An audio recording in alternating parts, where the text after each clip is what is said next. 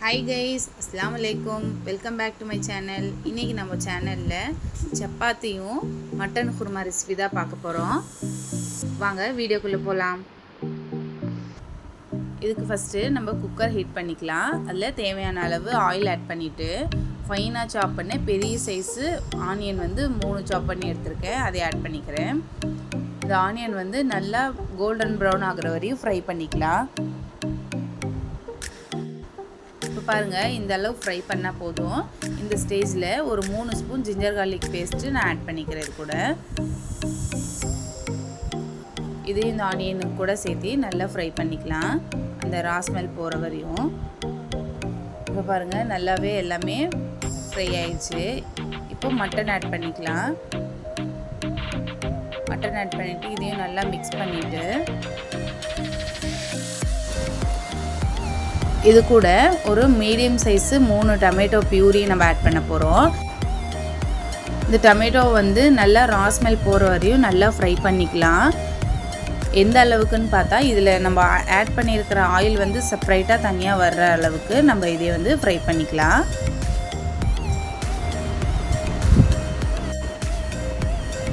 இப்போ பாருங்கள், நல்லா ஒரு கிரேவி மாதிரி ஆயிடுச்சு இல்லையா?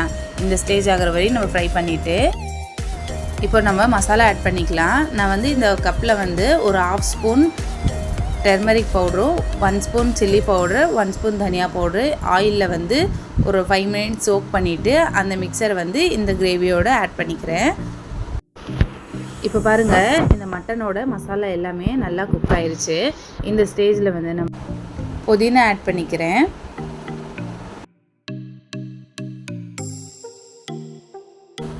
இப்போது இது கூட 2 டம்ளர் வாட்டர் ஆட் பண்ணிவிட்டு எல்லாம் மசாலா புதினா எல்லாத்தையும் மிக்ஸ் பண்ணிவிட்டு தேவையான அளவு சால்ட் ஆட் பண்ணிவிட்டு நம்ம குக்கரை க்ளோஸ் பண்ணிவிட்டு ஒரு 5 to 6 விசில் வர வரையும் வெயிட் பண்ணலாம்.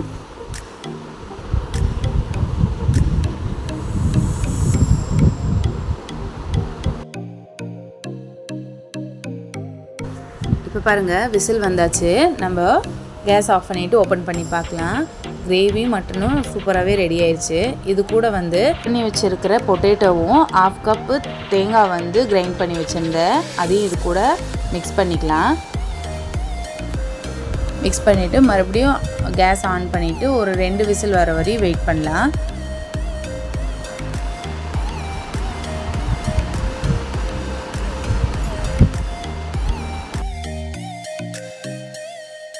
இப்போ பாருங்கள், விசில் வந்தாச்சு. நானும் கேஸ் ஆஃப் பண்ணிவிட்டு குக்கர் ஓப்பன் பண்ணி பார்க்குறேன். சூப்பராக வீடே கமகமக்கிற மட்டன் குருமா ரெடி ஆயிடுச்சு.